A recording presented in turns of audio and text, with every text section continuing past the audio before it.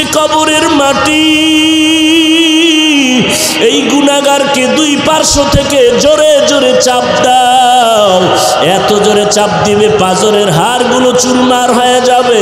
এরে যুবক, ওই কবরের একটা সেকেন্ডের আযাব সহ্য করার ক্ষমতা তোমার আমার কারো নাই।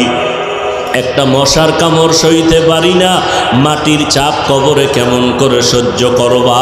নবীজি বলেন, জাহান্নামের কথা যখন কানে আসবে দুই ফোঁটা চোখের পানি ছেড়ে দিয়ে তওবা করো, আর আল্লাহকে ডেকে ডেকে বলো, হে মালিক, এই ময়দানে আমার মতো গুনাহগার কেউ নাই। মানুষ আমাকে সম্মান করিয়া চেয়ারে বসাইলো, কত সম্মান, অথচ আমার গুনার খবর যদি কেউ জানতো কেউ সম্মানের চেয়ারে বসাইতো না। ও আল্লাহ, আপনি জানেন আমি কত বড় অন্যায়কারী। আমার অন্যায়ের খবর আমার মা বাবা পরিবারের কেউ জানে না। আয় আল্লাহ, আপনি জানার পরে রাগ করিয়া পানিও বন্ধ করেন নাই, বাতাস বন্ধ করেন নাই। ও যুবকেরা, স্কুলে পড়ো, কলেজে পড়ো, চাকরি করো, ব্যবসা করো, কোনো বাধা নাই।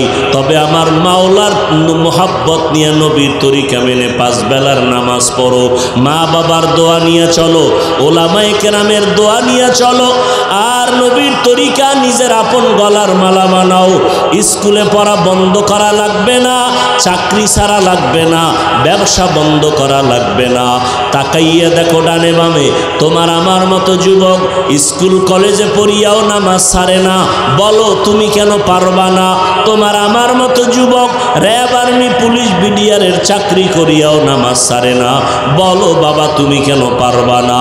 তোমার আমার মতো যুবক ড্রাইভারি করে, শ্রমিকের কাজ করে, কৃষি কাজ করে, নামাজ ছাড়ে না। বলো তুমি কেন পারবা না?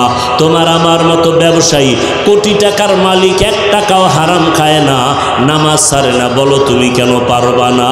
কপাল বুঝি পুড়িয়া গেল, আজকে তোমার কপাল বুঝি পোড়া, আল্লাহ বুঝি বেজার। এখনো সময় আছে, অন্তর থেকে আমার মাওলার কাছে তওবা করো, কারণ মরণ যখন আসবে পালাবার উপায় নাই। এই মহামারী করোনায় কত প্রাণ চলে গেল, কত মানুষের জানাজা পড়াইলাম। কোন দিন তোমার আমার মননের ডাক আসিয়া যায়? এখনো যদি তওবার সুযোগ পাও, তওবা করে নাও। আল্লাহকে ডেকে ডেকে অন্তর দিয়া বলো, হে আল্লাহ, গুনার কারণে আমার হাত না পাক, চোখ না পাক, জিহ্বা না পাক, অন্তর না পাক, দিলটা পাথরের মতো শক্ত, চোখে পানি নাই। আয় আল্লাহ, কান্নাওয়ালা চক্ষু দান করেন। আর জীবনে নামাজ ছাড়ব না, বেপরদায় চলব না, মা বাবাকে কষ্ট দিয়া বরদোয়া নিব না, ওলামায়ে কেরামের বিরুদ্ধে যাব না, নবীর তরিকা নিয়ে চলব, দেশ ও জাতির বিরুদ্ধে ষড়যন্ত্র করব না। অন্তরে যদি দুর্বলতা না থাকে, তওবা করার যদি খাঁটি নিয়ত হয়, খাঁটি তওবার নিয়তে 2 হাত আমার আল্লাহকে দেখাইয়া দেই। আয় আল্লাহ, আমাদের হাতগুলো কবুল করে নেন, তওবা কবুল করে নেন, তওবার উপরে মজবুত হইয়া চলার মতো তৌফিক দান করেন। আমিন। আলহামদুলিল্লাহি রাব্বিল আলামিন, ওয়াসসালাতু ওয়াসসালামু আলা সাইয়্যিদিল আমবিয়া ওয়াল মুরসালিন ওয়া আলা আলিহি ওয়া আসহাবিহি আজমাইন। ইয়া আরহামার রাহিমিন, ইয়া আরহামার রাহিমিন, ইয়া আরহামার রাহিমিন। রব্বিরহামহুমা কামা রব্বায়ানি সগীরা। আল্লাহুম্মা ইন্না নাউযু বিকা মিনাল বারাসি ওয়াল জুনুনি ওয়াল জুজামি ওয়া সাইয়্যিল আসকাম। ও দয়ার মালিক, কুদরতের নজর দিয়া তাকাইয়া দেখেন, ওলামায়ে কেরামরা হাত তুলেছেন, সাদা দাড়িওয়ালা হাজী সাহেবরা, কত ব্যবসায়ী, কত চাকরিজীবীরা হাত তুলেছেন। আয় আল্লাহ, কলিজার টুকরা যুবক ছাত্র ভাইরা হাত তুলেছেন, পর্দার আড়ালের মা বোনেরা হাত তুলেছেন। আয় আল্লাহ, দুনিয়াতে যেদিন আসছিলাম জীবনটা কত পবিত্র ছিল, আজ গুনার কারণে জীবনটা নাপাক করে ফেললাম। আজ আমার গুনার কারণে হাত নাপাক, চোখ নাপাক, অন্তর নাপাক। মনে হয় আমার মতো গুনাহগার এই ময়দানে কেউ নাই। আয় আল্লাহ, আজকে তওবার দরজায় ফিরে আসছি, আর গুনাহ করব না রে মালিক। এই গুনাহ অবস্থায় কবরে যেতে চাই না রে আল্লাহ। ওই অন্ধকার কবরে গুনার শাস্তি ভোগ করতে পারবো না রে আল্লাহ। গুনার কারণে দিলটা পাথর, চোখে পানি নাই। কান্নাওয়ালা চক্ষু দান করেন আল্লাহ, কান্নাওয়ালা চক্ষু দান করেন আল্লাহ। আয় আল্লাহ, জীবনের গুনাহগুলো মাফ করে দেন আল্লাহ।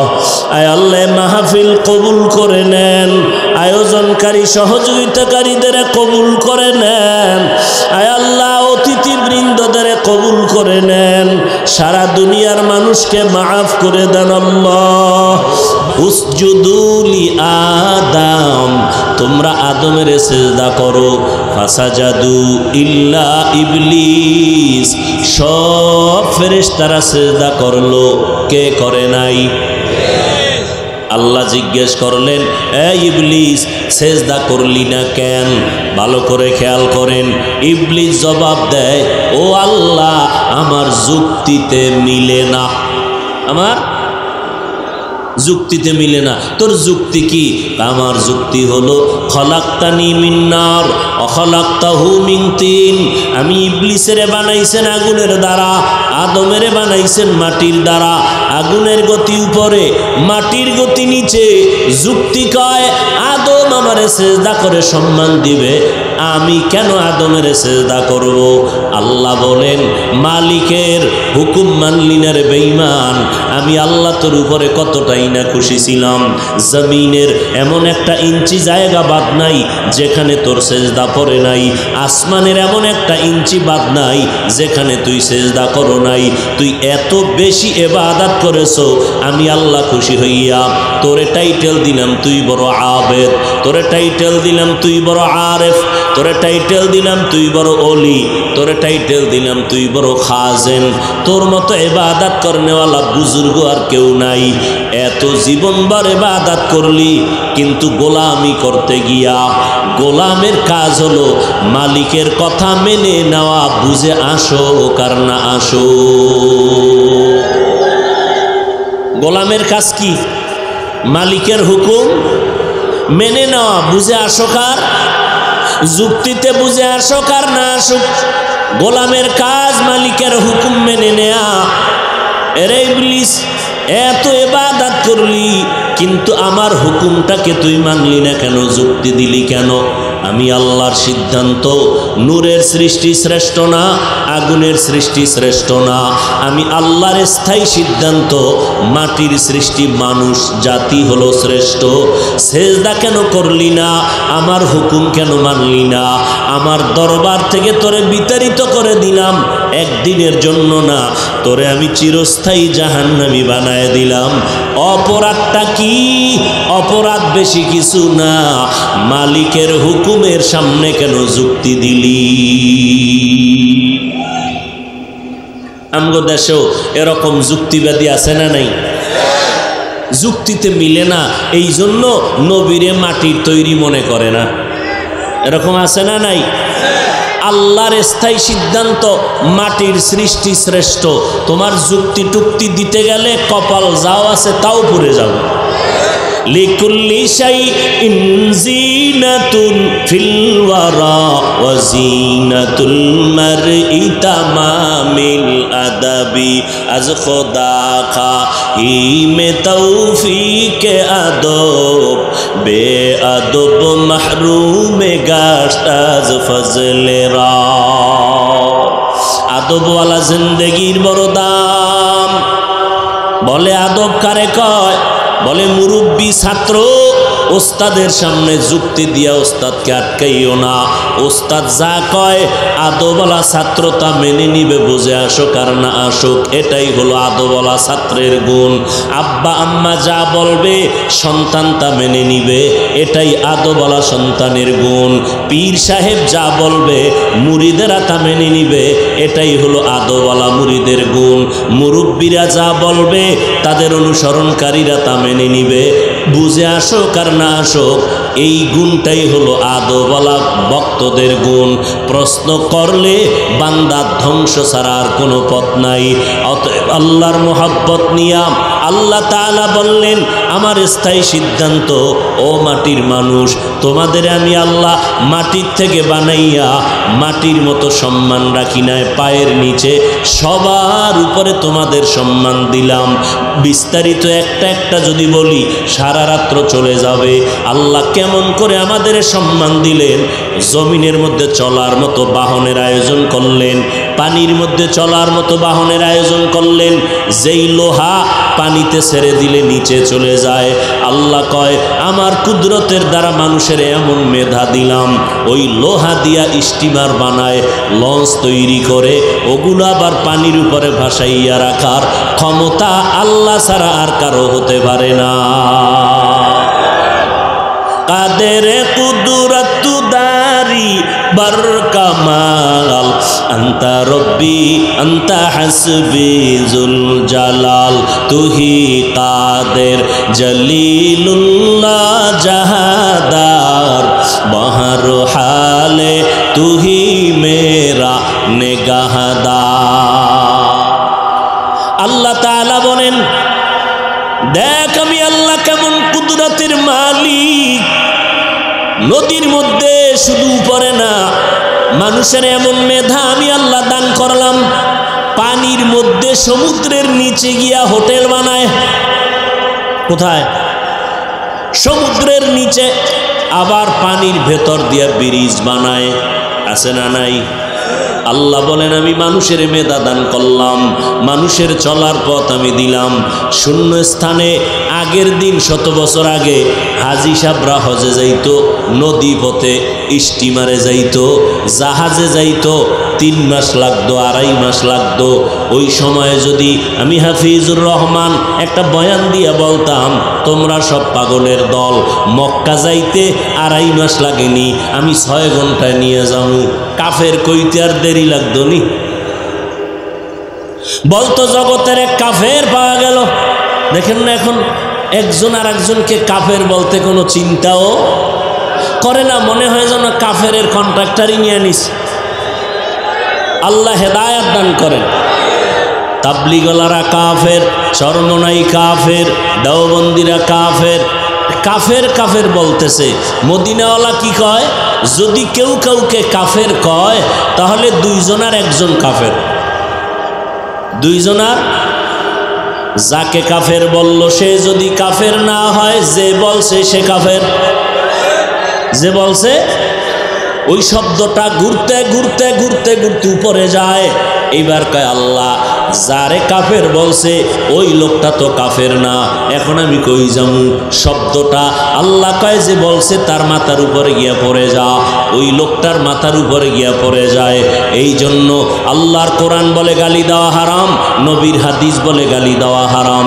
আমার নবী মাত্র 23 বছরে মক্কা মদিনাকে বিজয় করেছেন গালির মাধ্যমে না, সুন্দর ব্যবহারের মাধ্যমে। আচ্ছা আমাকে একটা জবাব দেন, দিবেননি না ঘুম আসতেছে আপনাদের? নবীজির যুগে ইসলামের দুশ্মন ছিল? বুঝে শুনে বললেন। বর্তমানে আছে? আচ্ছা বর্তমানের দুশ্মনের তুলনায় রসুলের যুগের দুশ্মন কি ছোট ছিল না বড়? সবাই একমত? আচ্ছা সেই বড় বড় দুশ্মনের মোকাবেলা রসুল করেছেন? বলেন নবীজি করেছেন? নবী যে বড় বড় দুশ্মনের মোকাবেলা করলেন, গালি দিছেন কয়টা? আপনি গালি দেন কেন? আপনি গালি শিখছেন কোন কিতাবে? এত ভাব কেন ভেতরে? একটা আঙ্গুল উঁচা করে বললেন তুমি খারাপ, নিচে তাকায় দেখো 3 আঙ্গুল নিচের থেকে আমাকে বলে আমি খারাপ। এইভাবে আঙ্গুল বাস করে দেখা যায় না? এক আঙ্গুল আপনার দিকে, 3 আঙ্গুল কই? আমার দিকে। বড় আফসোস, আজকে মাদ্রাসা বেশি, ওলামায়ে কেরাম বেশি, ওয়াজ মাহফিল বেশি, মসজিদ বেশি, আলেম ওলামা তাবলিগ বেশি না কম? এরপরেও কেন আমরা দুর্বল? এর একমাত্র কারণ আমাদের পরস্পরে মহব্বত নাই। পরস্পরে কি নাই? মহব্বত নাই। আল্লাহ মহব্বত তৈরি করে দিন। আরো জোরে বলেন। ভাইরা আমার, 100 বছর আগে মানুষ 2.5 মাস লাগাইয়া বাইতুল্লাহ যাইতো। আজ আল্লাহ মানুষের এমন মেধা দিলেন, সেই 2.5 মাসের পথ কয় ঘন্টায় যাই? জোরে বলেন। 6 ঘন্টায়। কিয়ামতের আগে আরো জানি কত আধুনিক বাহন বের হয়, 1.5 ঘন্টা আমগো মক্কায় পৌঁছাইয়া দিবে। আল্লাহর কুদরতে অভাব নাই। আল্লাহ তাআলা বলেন, সব আমি করলাম বান্দা তোর খেদমতের জন্য। আমি আল্লাহ চলার মতো ব্যবস্থা করলাম। জমিনের মধ্যে কুকুরেও খায়, গরুতেও খায়, শুকরেও খায়। কুকুরে নাপাক খায়, গরুতে নাপাক খায়, শুকরে নাপাক খায়। আর আমি আল্লাহ জমিনের মধ্য থেকে উত্তম পবিত্র খানা তোমাদের জন্য ব্যবস্থা করে দিলাম। আবার তোমাদের ভেতরে একে অন্যের তুলনায় সম্মানিত করে দিলাম। তাহলে মাটির মানুষ, তোমাদেরকে মাটির মতো নিচে রাখি নাই, সম্মান সবার উপরে। এখন এই উপরের সম্মান পাইয়া নিজেরে বড় মনে কইরা কপালটা ভরিও না, সাবধান। সম্মান পাওয়ার কারণে অহংকারী ভাব নিয়ে নিজেকে ধ্বংসের পথে ঠেলে দিও না রে গোলাম। কারণ ধ্বংসের পথে ঠেলে গিয়া ভাব আর গরম গরম ভাব দেখাইতে গিয়ে এই জমিনের মধ্যে নমরুদ টিকতে পারে নাই, ফেরাউন টিকতে পারে নাই, সাদ্দাত কারুন টিকতে পারে নাই। যেই নমরুদ আল্লাহকে মেরে ফেলার জন্য রেডি হয়ে গেল, কি পরিমাণ পাওয়ার! আল্লাহরই রাখবে না, ঝামেলা শেষ। সেই নমরুদেরই আল্লাহ পাক ধ্বংস করার জন্য বেশি কোনো বাহিনী লাগে নাই, একটা অসুস্থ মশার সাথে ছিল জুতা মোবারক। কথা ঠিক নি? যেই ফেরাউন ফকির নির্ভোলা, টাকা নাই পয়সা নাই, মিশরের জমিনে ক্ষেতের তরমুজ মাথায় নিয়ে মিশরের বাজারে বিক্রি করে, 8 আনা ওই সময়ের কিছু পয়সা পায় ফেরাউন। এক সময় ফেরাউন মিশরের কবরস্থানের দারোয়ান হামানের সাথে বন্ধু হইয়া এক পর্যায়ে মিশরের মন্ত্রিত্ব হাতে নিয়ে গেল। হাতে নেওয়ার পরে এই ফেরাউন কয়, এখন আমি শুধু খোদা না, আনা রব্বুকুমুল আলা, আমি হলাম জগতের বড় খোদা।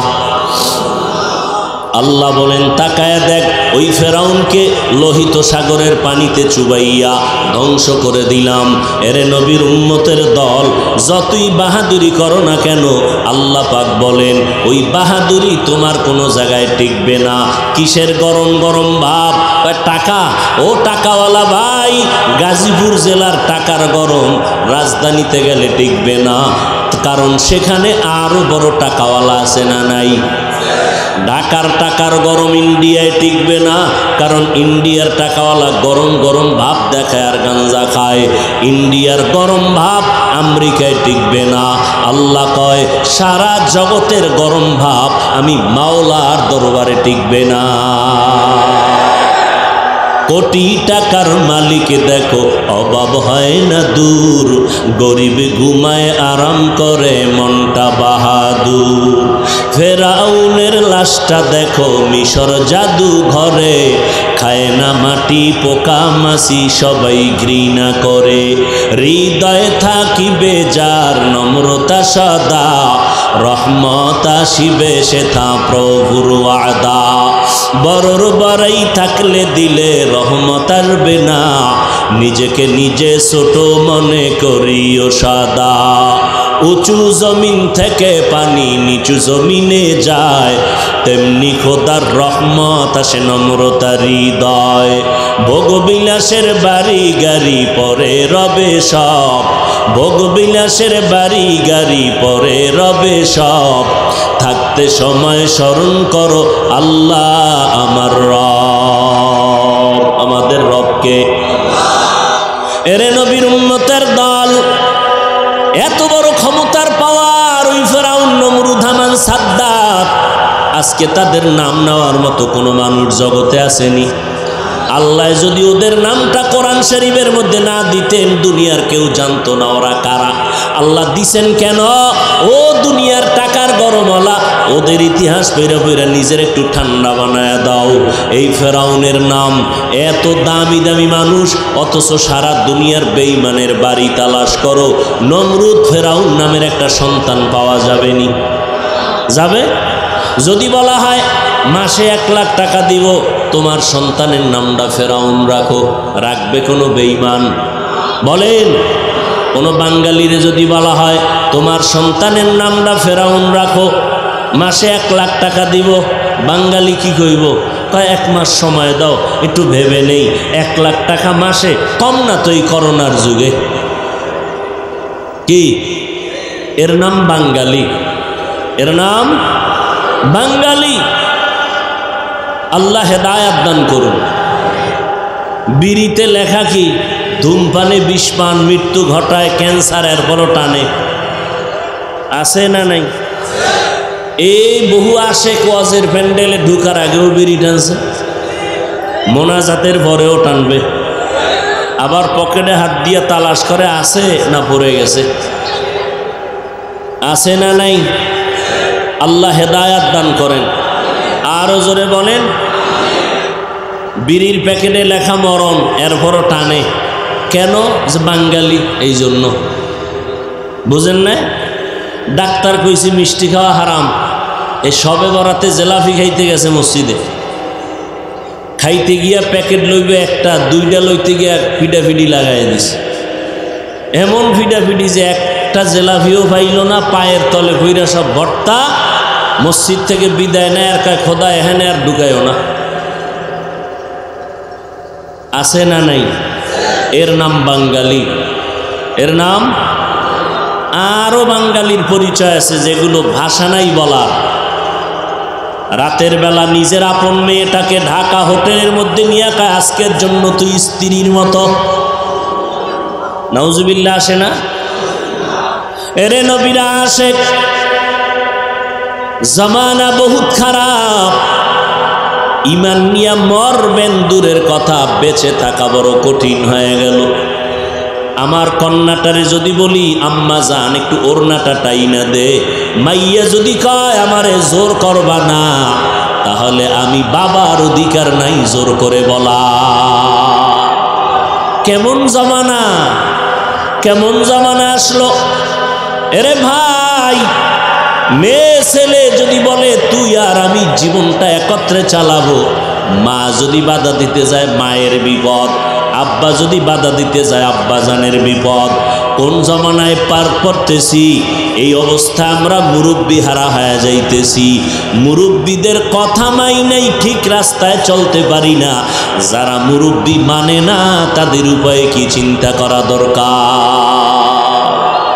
এরে নবীরা আশেক, আল্লাহর নবীর উম্মতেরা, আল্লাহ পাক বলেন মিনহা খলাকনাকুম, ও মাটির মানুষ, তোমাদের মাটির থেকে সৃষ্টি করে সম্মান অনেক উপরে দিলাম, তবে উপরের সম্মান নিয়া যদি ধরে রাখতে না পারো বিপদ, আর যদি ধরে রাখতে চাও গরম গরম ভাবটারে দুর্বল করে দাও।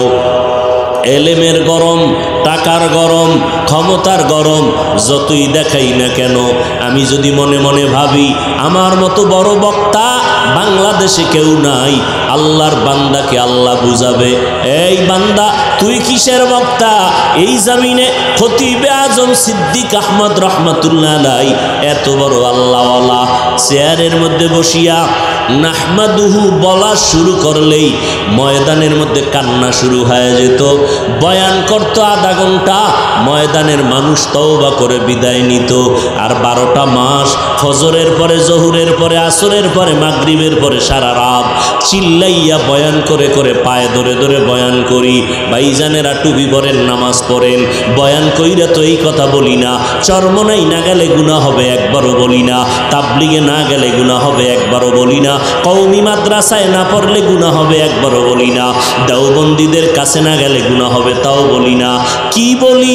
সব বলার স্লোগান হলো দুইটা, জীবনে যতদিন থাকবো গোলামি করব আল্লাহর, আর আদর্শ মানব মদিনাওয়ালা। গোলামি করব আল্লাহর, আদর্শ মানব মদিনাওয়ালার। আর কোনো নেতার আদর্শ মানি না, কোনো মুরব্বীর আদর্শ মানি না। তবে আমি আল্লাহর গোলামি, নবীর আদর্শই যদি মানি, তাহলে কেউ প্রশ্ন করবে, হাফিজ ভাই আপনার কথাটাকে অত্যন্ত ধন্যবাদ, ওয়েলকাম জানাই। যদি আল্লাহর গোলামি করেন, নবীর আদর্শ মানেন, পীরের কাছে যাব কেন, তাবলিগে যাব কেন, মুরব্বী মানব কেন? ওরে ভাই, ভালো করে শুনে নাও, যে আল্লাহর গোলামি করবে, আমার নবীর তরিকা মানবে, আমিও যেমন আল্লাহর বন্ধু, ওই বান্দাটাও আল্লাহর বন্ধু। আল্লাহর বন্ধুদের কাছে যাওয়া কোনো অপরাধ না, বরং আমি আল্লাহর গোলামি করব, নবীর তরিকা মানব। আমি আলেম হইয়া যাব কেন? একজন আল্লাহওয়ালার কাছে যাওয়ার মানি হইল আমি তো এলেম শিখলাম, কোরআন হাদিস পড়তে জানি, আমার তো আলেমের আল্লাহওয়ালার কাছে যাওয়ার দরকার পড়ে না, আমি তো কোরআন হাদিস পইরা পইরা আল্লাহর গোলামি, নবীর তরিকা মানতে পারি। আমি আলেম হইয়াও কেন মুরব্বীর কাছে যাই? তার একটা কারণ হলো, আমি হাফিজুর রহমানের জিব্বাটা ওই পরিমাণ পবিত্র না, আল্লাহওয়ালার জিব্বাটা যেই পরিমাণ পবিত্র, আমার চক্ষু দুইটা ওই পরিমাণ পবিত্র না, দুইটা যেই পরিমাণ পবিত্র, আমার হাত ওই পরিমাণ পবিত্র না, আল্লাহওয়ালাদের হাতটা যেই পরিমাণ পবিত্র। কারণ রাতারাতি আল্লাহওয়ালা হয় নাই, এরা জীবনটাকে মেহনত আর মুজাহাদা করতে করতে, তাকওয়ার লাইনে দৌড়াইতে দৌড়াইতে, এরপরে তারা আল্লাহওয়ালার রাস্তায় এসে হাজির হয়ে গেছেন। আমি হাজারবার মোনাজাত করি, চোখে পানি আসে না, আর আল্লাহওয়ালার একটু তাকাইলেই চোখে পানি আসে, তার বয়ান শুনলে পানি আসে, আর আমি বয়ান করি, মানুষের চোখে পানি আসে না, আমি নিজেও কাঁদতে পারি না, মোনাজাতে আমার কান্না নাই, মানুষ কি কাঁদবে? আর আল্লাহওয়ালা যারা, এদের মজলিসে বসলে মানুষ জাহান্নামীর থেকে জান্নাতি হইয়া তওবা করে বিদায় হয়ে যায়। আমি আলেম, এই জন্য আল্লাহওয়ালার কাছে যাই। গেল আমার প্রশ্ন। এবার আপনারা কেন যাবেন? আপনাদের যাওয়া শুধু কেন না, আপনাদের যাওয়া তো ওয়াজিব।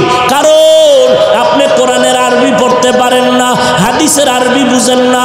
এখন যদি আল্লাহর গোলামি করতে চান, নবীর সুন্নাত মানতে চান, আপনি তো বুঝেন না, জানেনও না।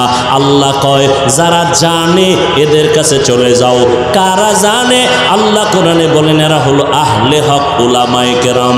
এদের কাছে যাইয়া এরপরে তুমি কোরআন হাদিস অনুযায়ী শিখিয়া নবীর তরিকার উপরে আমল করো।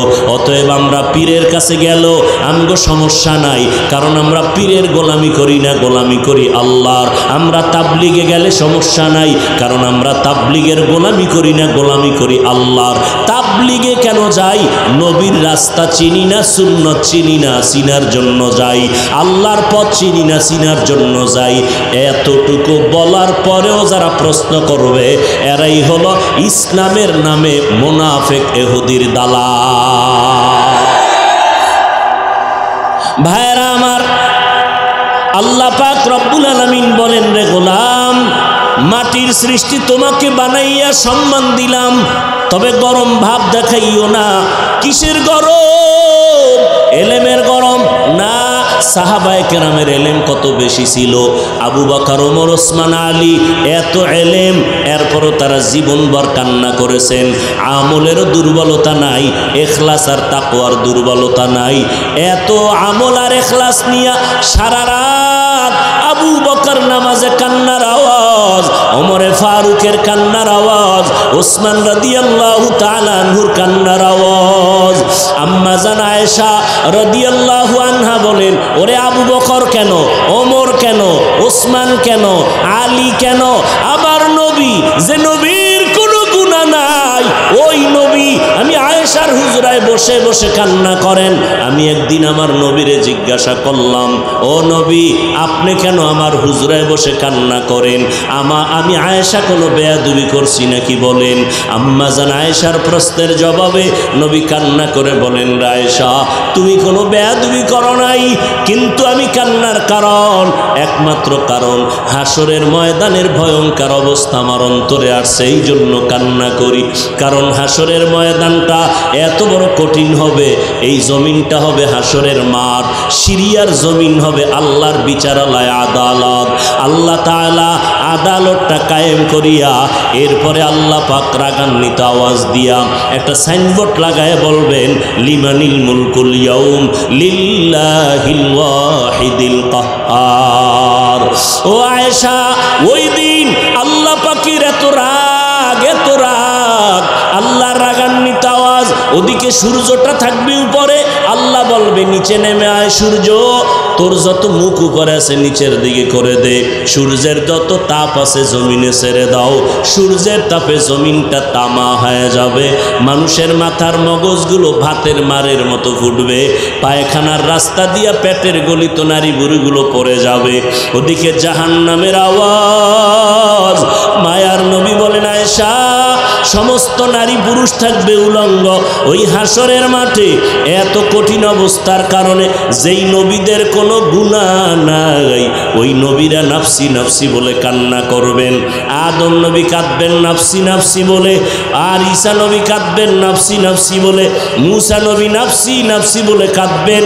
একমাত্র আমি মুহাম্মদ ওই কঠিন দিনে উম্মতি উম্মতি বলে চোখের পানি ছেড়ে কান্না করব। ও আল্লাহ, আমার উম্মতেরে বাঁচাও, আমার উম্মতেরে বাঁচাও। এরে গাজীপুরের মুসলমান, শ্রীপুরের মুসলমান, ওই নবী কেমন মায়ার নবী আমার, যেই নবীর শরীর মোবারকে মশা মাছি পড়া হারাম, যেই নবীর ঘাম থেকে মেশকের ঘেরান সূর্যের গরম লাগতে দেয় না, মেঘের খণ্ড ছায়া দান করে। নবীজি যেখানে কদম মোবারক রাখেন ওই জায়গা থেকে মেশকের ঘেরান আসতে থাকে। ও নবীর আশেকের দল, আজকে পায়ে হাত রেখে বারবার আমি তোমাদের বলি, ও আল্লাহর বান্দারা, আমার দল আসো, দল করো, এই কথা তো বলি না রে বাবা, সব কথার একটাই বাবা, পায়ে ধরে ধরে বলি, মদিনার নবীর আদর্শের মালাটা গলায় লাগাও, 5 বেলার নামাজ পড়ো। আজকে আপনিও মুসলমান, আমিও মুসলমান, আপনার আল্লাহ আমার আল্লাহ এক, আপনাদের নবী আমার নবী এক, আপনাদের কোরআন আমার কোরআন এক, আপনাদের কাবা আমার কাবা এক, আপনাদের ধর্ম আমার ধর্ম এক। দুনিয়াতে সবাই আসছি এক, বিদায় বেলাটাও হবে এক। আমাকেও যেমন 3টা সাদা কাফন দেওয়া হবে, আপনাদেরও 3টা সাদা কাফন দেওয়া হবে।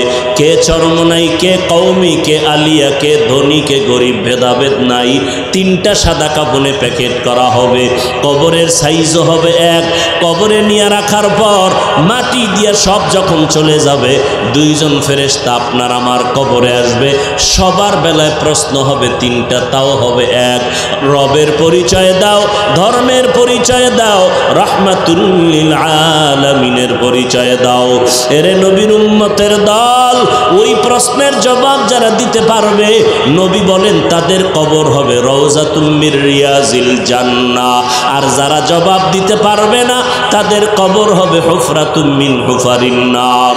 ও আল্লাহর বান্দারা, কারা জবাব দিতে পারবে? আমি হুজুর, গ্যারান্টি নাই।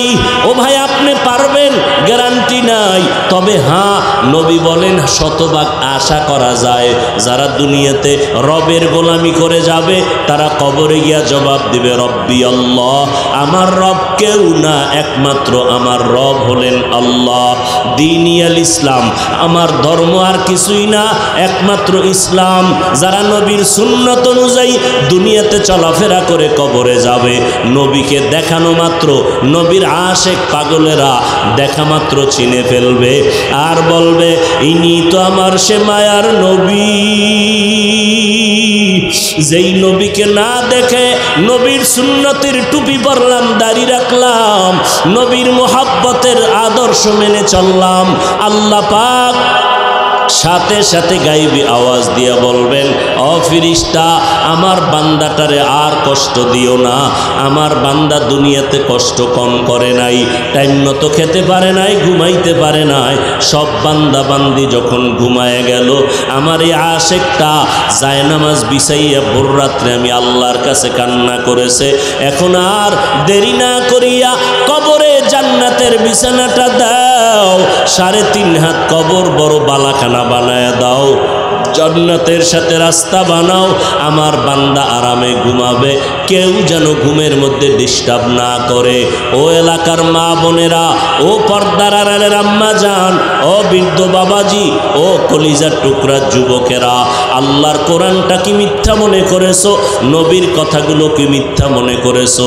1 জন 2 জন 3 জন যদি বলে সন্দেহ করা যায়, লক্ষ লক্ষ নবীদের কথা মিথ্যা মনে করার সুযোগ নাই, লক্ষ লক্ষ সাহাবায়ে কেরামের মিথ্যা হওয়ার সুযোগ নাই, কোটি কোটি ওলামায়ে কেরাম মিথ্যা বলার সুযোগ নাই।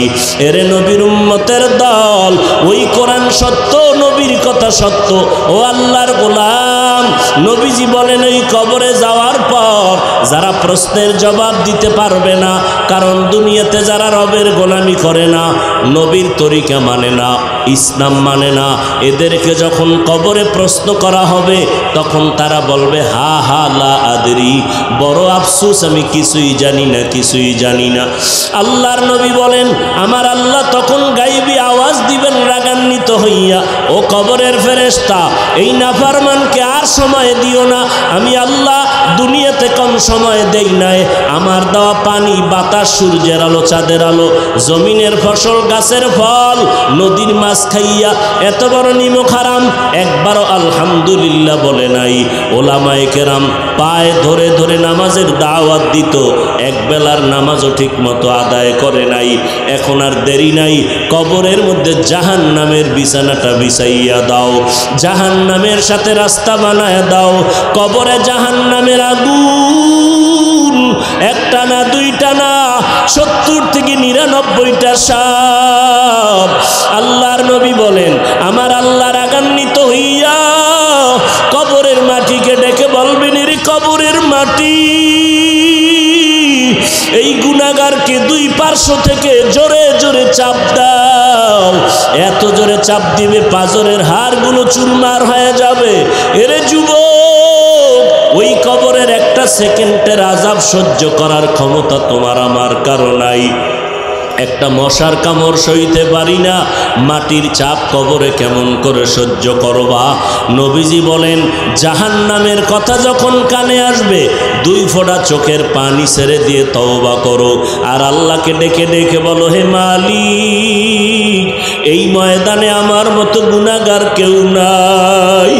মানুষ আমাকে সম্মান করিয়া চেয়ারে বসাইল, কত সম্মান, অথচ আমার গুনার খবর যদি কেউ জানতো, কেউ সম্মানের চেয়ারে বসাইতো না।